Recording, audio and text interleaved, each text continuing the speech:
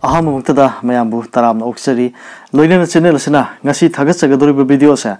masi aigi ngasi gi video sigi mamangda akhoi mangang yek salai goiba sagai cha mayamgi maming matha adum ai khar lauthok sagrabni habi tare habidi lari amagi mateng lawjaraga maming singdo ai panjakibani aduga akhoi mangang gi matangda mangi akup khara adum ai thamjakhre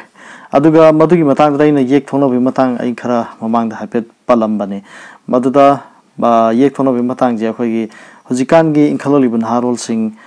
nupimja sing nupamja sing jina akhoi sigum ji kitang thajabo wat pa habitare ngara nahan gi makta su dum hainerak pa yawe ado masi gi matang je ai kari mukha thamjage naharon sing da masi yamna tangai fadaba khangdia da ba ma habitare akhoina asum mokhoina ubu da hajarak pa habitare habide akhoi gi imung sida natraga akhoi gi thangna basida makhoi ji yek masen launa ba yawe kari su tawdi kan hainerak pa yawe aduna ka shi tawdu yaw si kamai tawri no ka haireba ado ain haijaning budi sigi ye ki matang je ngasi ngarangi adugi pot laiteba habadi nupa manupi mal honge khalas maban ji gek thongna reba ado ikui kui deba makeup ta hekta magi kano se athing ba ka sumaina pire ibse phataba nung deba ama mathokani hairibe je masi hekta tholopna teba mahaki maroina pibisida mahaki charon soro mutpa na piriba charon soro mutpa habije mahaki suron tare subda mutpa na mapibu ko maroina simalai aduga nupa na pisi gi maraksida ama nganna leitabugumba adumai pibene nganna leitaba habije ta lohonge ta adumai tawdona teba akhoi miyoibase mi amana magi pansije fazana hingame natraga fazana kano tawre hai taragadi punsi ba habi taragadi chahi mari phu se paneba IT box ado IT yodaba mamang natraga chahi humfu mamang da leita boi taragadi nganna siba natraga nganna leita ba hai khangnei habi tare sigumba amaga leiko aduga akhoi charon soron mutpa sida samsamna akhoi nupa nupi je mabani yek thongna reba adubo mabani si manung sida akhoi masadi nupa yaudreba ningon nga tapoy habatare masi adum hari pose adum dalong tara bane ko sigum khara adum thengnai aduga hojiki hari bisida maruina laita khota bija masina mo akhoi gi chahi 30 ni fubukti kya khangdaba yaiba adubu nupa nupi sina hayawai chahi yamjala kanda chahi humpu ma yankhai makai mi yauchalapa kan sida ama kana tawugumba adumai yaugan bai tare aduga kanagum khadati mapong mai kan badugum dadi ngan adum kana tawbus adum yaunaiba masi je aina samai hairena kian basu nateba ko masi thaina digi akhoi ahalaman singna ngak tuna thamamba pot amaneba masi nga thamam ji kai guna akhoi gi yaifana bagi damakta neba haibitare akhoi gi damakta thambirambani akhoi gi damakta sumaina aswengam yawi ko noi tawgunu haidana damai thamamba pot amana haibitare haibidi sumaina yek masel launa ragadi masada akhoi gi haide akhoi gi kano different level oiba adugo malaidana adugo masudum yawgal le habatare sigum base ado kanagum khana masigum kaya je sungthing thingna dab yawgani man ubukanda kashi tawde moi kashi tawde sum haini ado tawdaba yaiba adugo mi amagi mahakna taibung pansida ma hingame habigi ma ki mami ji kaino oihoga haba matanda ma gi macha masu ma ki e mari jin oihoga doineba magi e mari mut pa haiba taragadi charon suro mut pa haiba ne ko si mut kane haram bane ba mut kane haiba je hek adugi ye ani silongna raga hekta mut kane haiba nateba ma ki macha masu gi suro lakpa matamda suthang taret kuma surokpa matamjida mut kane haram bane aduna sigi pose ngasi akhoina samna harabada example amoina amaga sum thamjage bako mase aigi wakhaloni haibadi makoina sum yenga phum matamda nahan singna ubiba matamda akhoi gi hajik nupa napi luhong matamda akhoi gi nupa songa yawdaba machada adugum khasum thengnagane bako madu mabani ne yek thona bugi ama mapa hajigi nupa ni si nupa napi si yek thona bu ama natragana maki mathakta laikhiba maki mapa natraga maki madaw wai singina yek thona bu launa khiba ama natragana madugi mathakta haiba tare ko makhoi gi magi charon je tare churakpagi oram basu aiba masi akhoina yamun khanjal dabagi ni ko panglai line sum lai thobagi ni adubu hairi bisingja achumba khara sum lai haiba tare aigoina su aina sum thengna jabado aina sum kana torpodigi thaina sumaina thingba pirami bise masi chumdi chum bajani ko na ini sum ai sum handak adum khange ha betare sigum kya sum ai ni sum thijelbu matam da sig kharang nainer ko matam da ai ni sum sagai singi sum yang ko matam da mo yek thonei ko adu ta di si oram bayai ko simai haram si chum i ko ha je khara sum thengnar ko da betare ado ai na ngata ha bisu nate masi positi aphagi sagai goina apok pagi goina sumaina adum nga ga thama me ha betare thaini mama ngai digi lai hak tak tigi dumai nga ale apani ningthau palinga matam digi athing ma kya ama thama abani ha betare aduna yek thongna ba yek tinaba sigi matang ja masi pakhang le sab singna laina di lorung gani ko ado laina lawga su masi ahlaman singju adum hangbiyo nakhoina aduga nakhoi gi lekai de kaida leibada sigumba thawdokse thoi natraga thokte je hapetang gengbiyo aduga nangi generation habedi nang hemit mangda uriba nang hingi manungsida adugum thawdok tholoktabadi yai aduga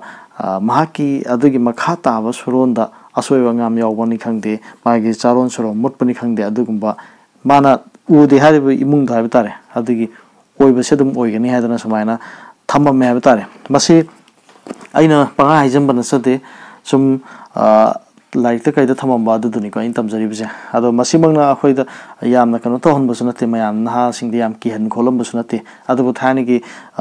अखंगै सिंगना अदिगी अहलमन सिंगना हाइबिरम बसिंगजा मसि किता ngakpadi chumgadra khalleba aduga इन हाइजनिंग बमना अखोइगी नहा सिंगना खल्लेबा मंगांगी ai mamangi video da akhoi mangang ek se masi chaniga nefu mangangi mathak ado main leiba sagai je ado sagai je dikmati ado do yarobni na makhoi masa yek thone harputa adum na singje adum keno ma khal haba tare ado bu kasu kano tong nga leite ba habadi akhoi maitai goina sagai je pulumna chatri chanipan mathak ta leiba potne aduna chaniga khaldo ado maina yek thone ga su chatruk mukti dum le modro aduna kitang sida sum kano tau jabe wani aduga mayama lei habi tare longna leina ba ya bati dum mayam lei ri habi tare longna leina ba ya dab ngak tan te ba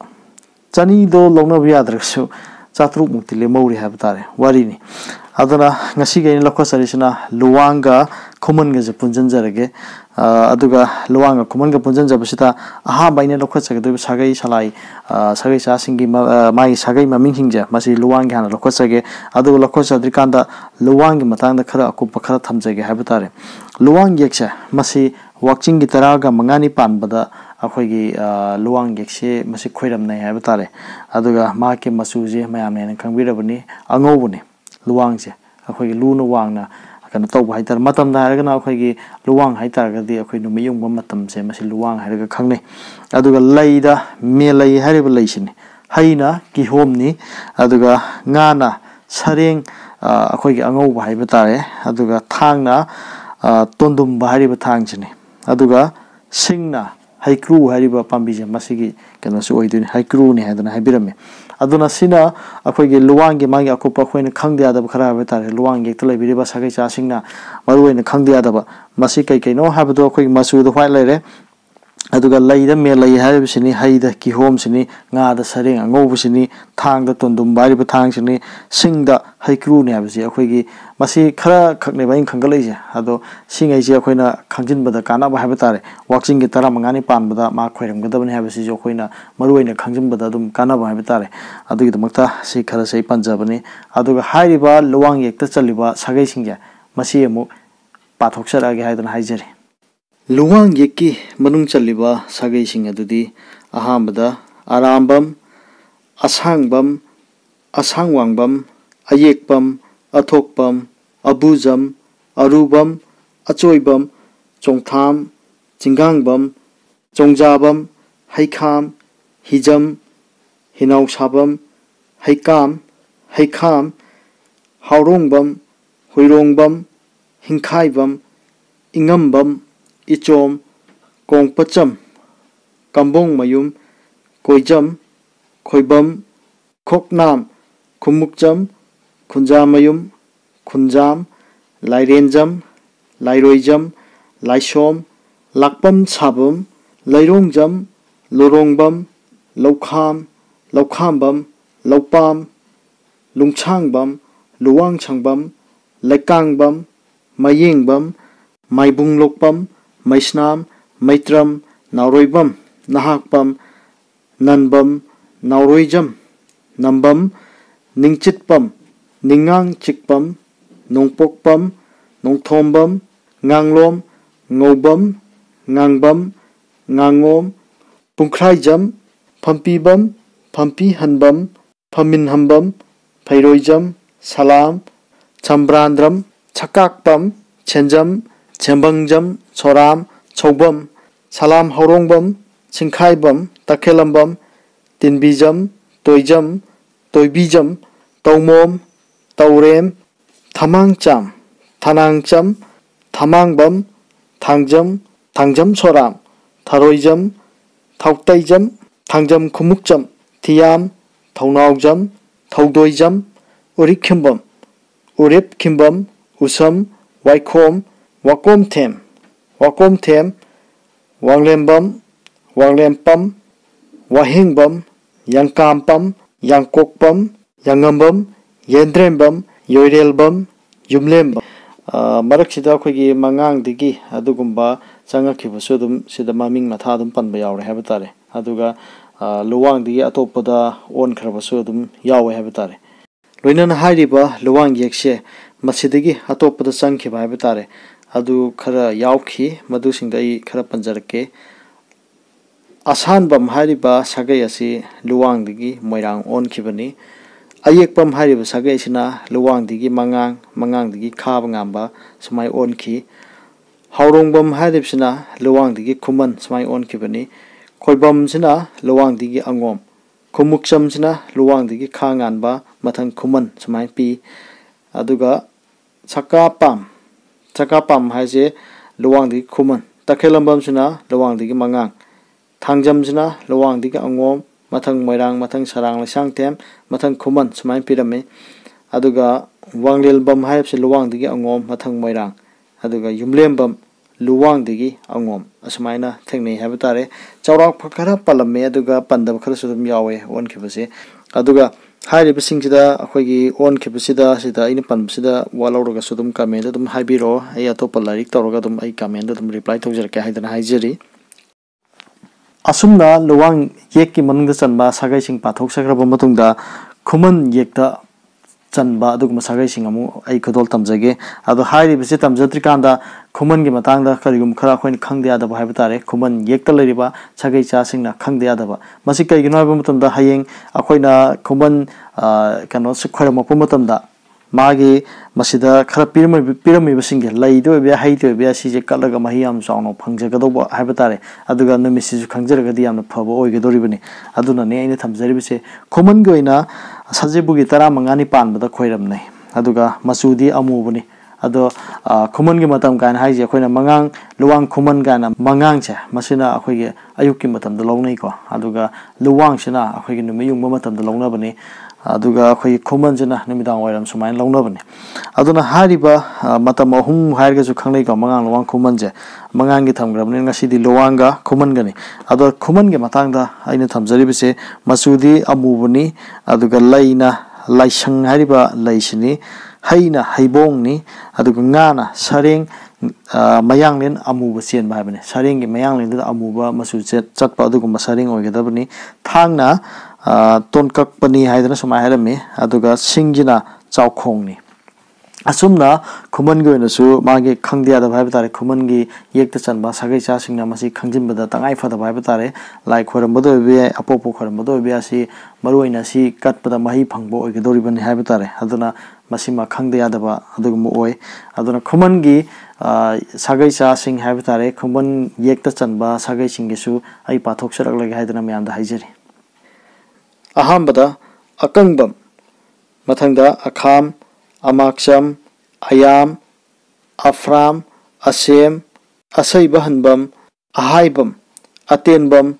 aheibam amom ahongbam ahongsangbam akuam akhuam chabungbam changammayum chingkhom chingkhubam chingtham chongtham chungkham hawaibam hanglem haubam haubijam haurongbam hawoibam haurungbam henthakbam haikrujam hawaibam ingudam inguibam inglaibam inglem inbem insembam kaborungbam kawam kanam, kanjem, kambrembam, kadam, karaubam, kangjam, kolom,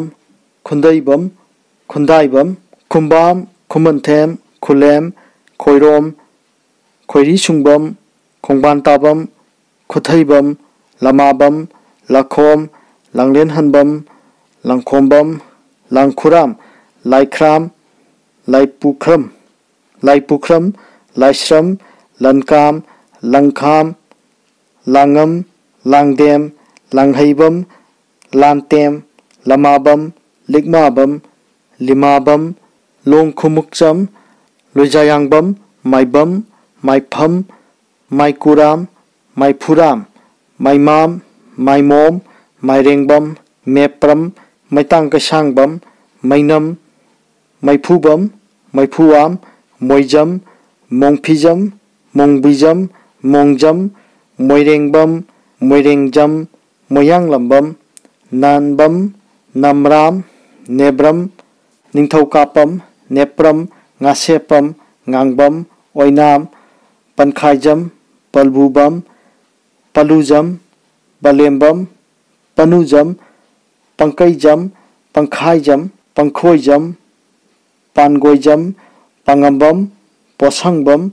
polembam, puyam, puklapam, pukrambam, pukrem, panchem, phanjem, phayenjam, phairelpam, sakatpam, sagapam, santhem, sansembam, soram, sankham, samukcham, samom, sankhom, siyatpam, sentam, sendam, senam, soram, sokaijam, sinam, sapam, sankhom, sakapam, tajam, taupam, taumom, taubam, taibungjam, taurambam, taurem, taipongjam, tilem, tenthainabam, terem, tokbam, tonthram, tonjam, thaudem, thangang saba hambam, thingujam, thingom, thingbaijam, thongam, thongcham, thangjam, thongbam, thonganam, thoidingjam, thaudem, wakom, wangom, wayelbam, yanguyaibam, yanglem, yaithibam, yaithingbam, yangleibam, yambem, yentakpam, yenthapam, yukadum, yumkham, yurenjam. Asumna khuman yekisu salaisa singje asumna lai habatare aribsida hangna sagai cha sing asi maming panjarakpa matamda kholai khunda kitang manadaba kitang thainaba yaurgade myam ngakpi haidana haijiri khuman clan dagi atop clan da onkhiba adugumba singdo mu myam karamba sagai singno habadu yeminasi chawrak pakhara dum thamjagi aham bagi se asem hariba sagai asi khuman digi moirang onkhi haidana samain thengnei ahibam se khuman digi moirang di salang sangthem mathang khaba ngamba mathang mangang masigi matungin haijening ba mana ahibam haribje kanagumba kharana khuman ne harakani masi akhoi ahibam hariba sagai cha singje masi akhoi kolub amada palub lairoiba atopa lamda sudum lainaram dene ahibam haribse adana mafam kharadana akhoi khuman ne hadana harakpa yaurkani adu kharadana akhoi di moirang ne harakpa yaurkani natraga salang sangthem harakpa yaurkani ba natraga kanagumba na khaba ngambani natraga mangang ni natraga akhoi di khuman ne dum harakpa yaurkani masi on kibase sumaina pirambadigi matungina ne thamjaribse habidi ahambada khumal leirambadigi ani subada moirang ni mathangda sarang sangte mathangda khangamba mathangda mangang halidana pirambagi matungina ne mathangda amom se khumandigi salang sangthem mathangda moirang aduga chongtham khumandigi moirang khangamba salang sangthem mathang luwang mathang angom sumaina lei aduga hanglem je khumandigi moirang sumai ole haidana hairami aduga haubijam khumandigi khanganba samai on ki haidana haibirami mathangda haurongbam khumandigi luwang ole haidana leirami mathangda hawoibam khumandigi moirang mathangda kambrembam khumandigi khangamba mathang moirang mathangda khoirom se khumandigi mangang mathang salang sangthem mathangda khongban tabam se khumandigi ongom mathang khangamba mathangda nanbam se khumandigi luwang mathangda ngasepam hairibje khumandigi ongom mathangda moirang mathangda oinam se khumandigi angom अदुगा मथंगिसिना पुखरबम जे खुमंदिगे मोइरांग ओले हाइदन Laramie मथंगदा तिलेम से खुमंदिगे Angom own खि हाइदना समाय Laramie ngasi gi video asi yembirebe chinnaw singna kitang tamamnaba kitang manadaba yaurogsu dum comment dum haibiramo semjariba ehak maksu yam khang haidana thamjaba maktina sade larikya ama reference lawjaraga semjabani aduna masida soiba karigumba adum yaurongani sagai gi sigi palak pusida sudum chithabani khangde henjamani khangde adum thengnaba yaurongani haidana haijari madigidamukta ngakpi gani haidana haijari loinana adugumba thengnabiba leragasu adum khanasi haidana haijari ngasi goinadi matang swaida luisinjaragi kanglifai mana yaifare